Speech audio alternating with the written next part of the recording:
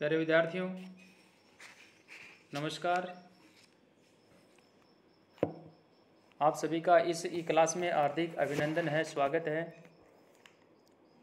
सबसे पहले तो मैं सभी से ये आह्वान करूँगा कि आप घर पे रहें, सुरक्षित रहें, और यदि कहीं जाना भी पड़े तो सोशल डिस्टेंसिंग है उसका पालन करें और मुंह पे मास्क जो है उसको लगा करके रखें।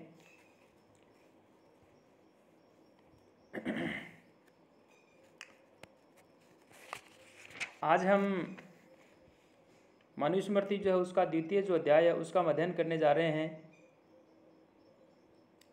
और इसमें 18 नंबर तक के जो पद्य हैं ये हम पहले पढ़ चुके हैं। आज हम 19वां जो पद्य है उसका अध्ययन करेंगे। संयोगवंश से ये जो 19वां जो पद्य है ये पिछली जो पीपीटी थी उसके अंदर रह गया है और अन्वय जो है इसके अंदर है। तो पद्य को तो मैं पढ़ देता हूँ और अन्वय का हम इसमें देख करके जो अनुवाद कर लेंगे। कुरुक्षेत्रम च मत्स्यास्य पांचालाः शूरसेनकाः एष ब्रह्म ऋषि देशो वै ब्रह्मव्रता अनंतरः। कुरुक्षेत्रम मत्स्याः पांचालः शूरसेनकाः च एषः ब्रह्मवर्तात् अनंतरम वै ब्रह्म ऋषि देशः उच्यते। प्यारे विद्यार्थियों, यहाँ इसमें से एक छोटा जो क्वेश्चन है वह बनता है कि ब्रह्म ऋषि देश जो है किसे कहते हैं, और इसका जो उत्तर है वो यहाँ आएगा क्या ब्रह्म ऋषि देश है उच्यते।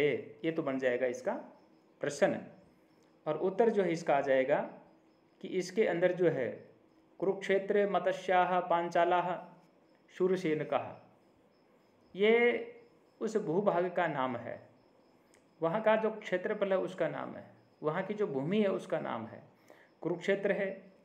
मत्स्याः यानी मत्स्य जो क्षेत्र जैसे अलवर वाला जो बेल्ट है इसको, पांचालाः शूरसेन है। ये जो भूभाग है इस भूभाग को ब्रह्मवर्त जो है वो कहते हैं, और इसके पास में जो भी क्षेत्र है जो भी प्रदेश है इन्हें जो है ब्रह्म ऋषि देश जो है ये कहा जाता है। तो कुरुक्षेत्रम मत्स्याः पांचाला शूरसेनकाः च एषः ब्रह्मवर्तात् अनंतरः, यानी इस प्रकार से ये जो ब्रह्मवर्त है उस ब्रह्मवर्त से अनंतरः वही ब्रह्म ऋषि है उच्यते। निकटस्थ पास में स्थित जो प्रदेश है देश है उसे जो है ब्रह्म ऋषि देश ये कहा जाता है। मैं भी आपसे ये बात कह रहा था कि जैसे मान लो मत्स्य है, पांचाल है, शूरसेनक है, ये हमेशा क्या है कि ये देश विशेष जो है उसके वाचक हैं, और इस कारण से ये बहुवचन के अंदर इनका जो है प्रयोग किया गया।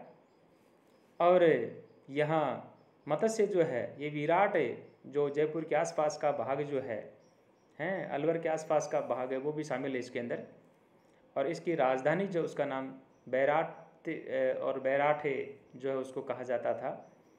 इस प्रकार से इस नाम से जो है वह प्रसिद्ध थी, और ये जयपुर से लगभग 40 किलोमीटर जो है उत्तर की ओर जो स्थित है। ऐसा ये पांचाल, कान्यकुब्ज और कन्नौज जो है पांचाल तथा हिमालय तथा चंबल से सीमित एक प्राचीन देश जो गंगा के दोनों ओर स्थित है, और द्रुपद जो है वहीं के राजा थे। शूरसेन का मतलब ये हुआ कि मथुरा का जो इलाका है, मथुरा मंडल जो है, कृष्ण की पितामह का नाम जो है वह शूरसेन था। और कुरुक्षेत्र दिल्ली के पश्चिम में एक तीर्थ स्थान है जहाँ कौरव और पांडवों का जो है बहुत ही इतिहास प्रसिद्ध जो है युद्ध हुआ था, और उसे कुरु जांगल जो है इस नाम से भी उसको कहते हैं, पहचानते हैं। वर्तमान में जो दिल्ली है उसके आसपास का जो प्रदेश है ये कहलाता है। तो इस प्रकार से इसमें छोटा क्वेश्चन जो है निकल करके जो है आता है, और छोटा क्वेश्चन आपको तैयार करना है। एतत् देश प्रस्तुतस्य यहाँ एतत् देश प्रस्तुतस्य सकाश अग्रजन्मनः, एतत् देश प्रस्तुतस्य सकाशात् अग्रजन्मनः स्वं स्वं चरित्रं शिक्षरेण पृथिव्यां सर्वमानवाः। यानी जो ब्राह्मण है उस ब्राह्मण वर्ण से चरित्र को सीखने के विषय में बात की है, निर्देश दिया है और कहा है। और इसमें कहा इस पृथ्वी के ऊपर जो है जो भी प्राणी है उन सभी प्राणी को कहा कि पृथिव्याः सर्वमानवाः, पृथिव्यां सर्वमानवाः, यानी इस पृथ्वी के ऊपर, इस पृथ्वी पर सर्वमानवाः, सभी जो मनुष्य हैं, एतत् देश प्रसूतस्य, इस देश में उत्पन्न हुए, अग्रजन्मनः सकाशात्, सबसे पहले पैदा कौन हुआ? ब्राह्मण हुए।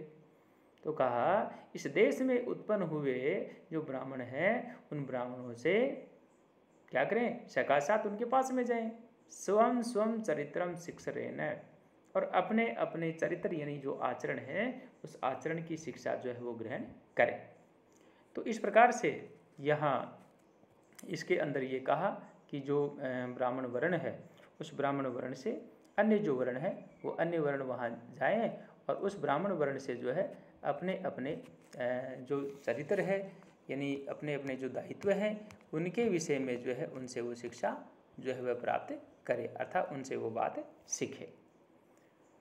मान लो यही पद्य यदि परीक्षा में आ गया तो हम इसके अंदर जो है क्या इसमें लिख सकते हैं, क्या क्या हम इसके अंदर जो कोट कर सकते हैं?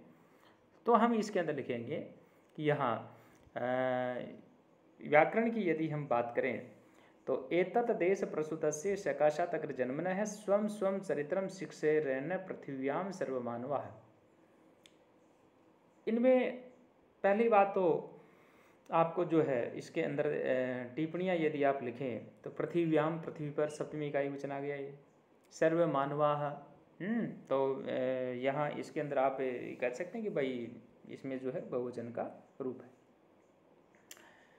तो इस ब्रह्मवर्त आदि देश के अंदर उत्पन्न जो ब्राह्मण है आदि उनके चरित्र के द्वारा दुनिया भर के जो लोग हैं उनको चरित्र की जो शिक्षा वो ग्रहण करनी चाहिए, यही बात इसके अंदर कही। और उन ब्राह्मणों से सभी जो विद्या हैं उन विद्याओं को सिखाने का जो अधिकार है वो ब्राह्मण का ही है, ये बात इस पद्य के अंदर कही। और इस प्रकार से यहाँ ब्राह्मण की श्रेष्ठता जो है उसके विषय में ये कहा या उसकी श्रेष्ठता का प्रतिपादन किया गया है। हिमवत विंध्योर्मध्यम यत प्राग विनशनात् अपि प्रत्यग एव प्रयागात् च मध्य देशः प्रकीर्तितः। प्यारे विद्यार्थियों, यहाँ पर भी एक छोटा क्वेश्चन जो है वह बनता है कि मध्य देश जो है किसे कहते हैं। उसके विषय में कहा कि मध्य जो देश है उस मध्य देश के विषय में कहा हिमवत विंध्यो है मध्यम विनशनात्, यानी हिमालय जो है हिमवत विंध्यो है, हिमालय और विंध्याचल जो पर्वत है मध्यम विनशनात् है। हिमालय और विंध्याचल पर्वत के मध्य में जो विनशन नामक जो स्थान है उस स्थान से अपि प्राक है, यानी उससे भी पूर्व की ओर, और प्रयागात च प्रत्यक है, और प्रयाग जो है उस प्रयाग से पश्चिम की ओर का जो स्थान है मध्य देश है प्रकीर्तित है, यानी उसको जो है मध्य देश जो है ये कहा गया है।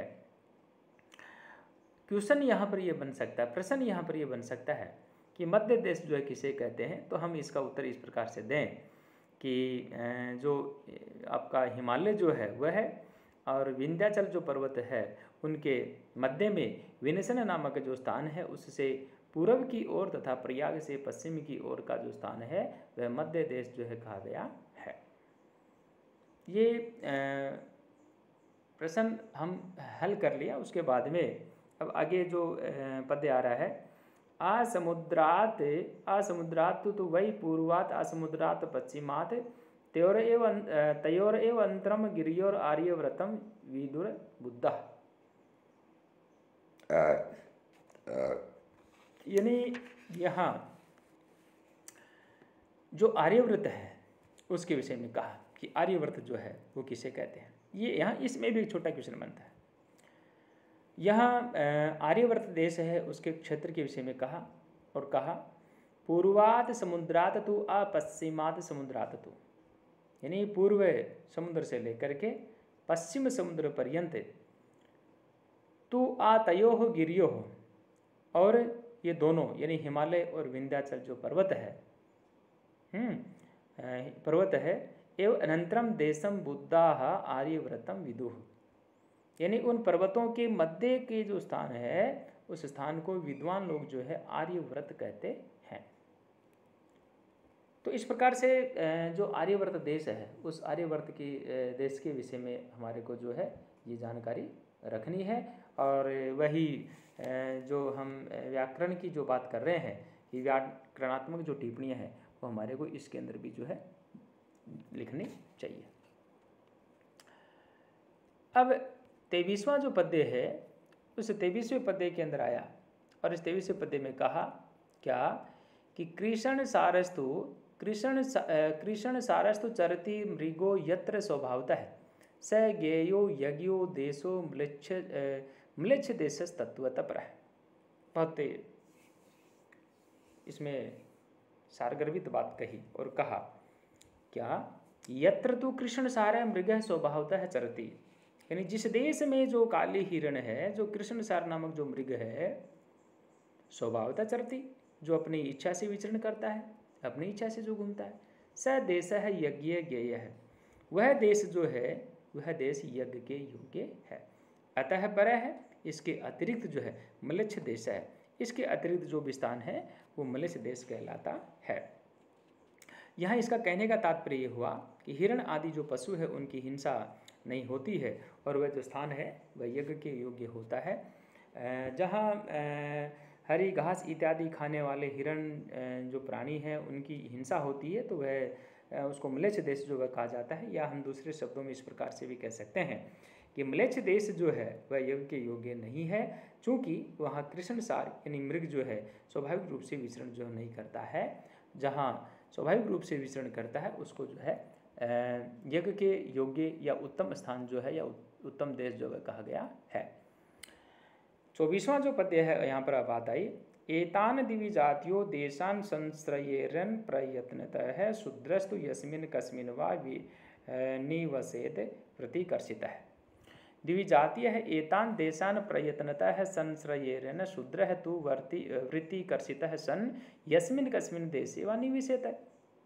यानी दिवि जातीय है, जो द्विज आदि तीन जो वर्ण है द्विज जाति है, एतान देशान प्रयत्नतः संश्रयेरन, द्विज आदि तीन जो वर्ण हैं ब्राह्मण क्षेत्रीय वैसे इन आर्यवर्त आदि जो देश हैं उनके अंदर प्रयत्न पूर्वक जो है वो निवास करें।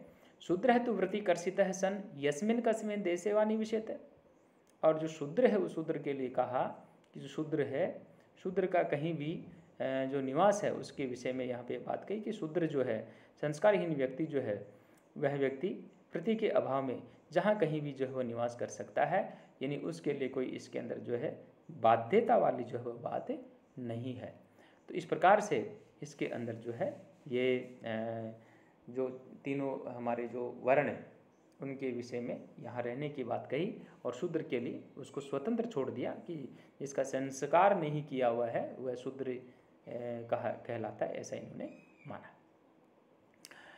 ये 25वां जो पद्य है इससे आगे वाली जस्ट वीडियो आ रही है उसके अंदर मैं इसको उसका अनुवाद करूँगा। और यहाँ पे कहा ऐसा धर्म से वो योनि ही समासेन प्रकृतिता संभव से अस्य सर्वस्य वर्ण धर्मा निबोधत है। इसका हम अगले जस्ट वीडियो इसकी और बना रहा हूँ मैं, तो उसमें हम इसकी चर्चा करेंगे। तब तक के लिए सभी विद्यार्थी इसको पढ़े ऐसी मैं आशा करता हूँ। धन्यवाद।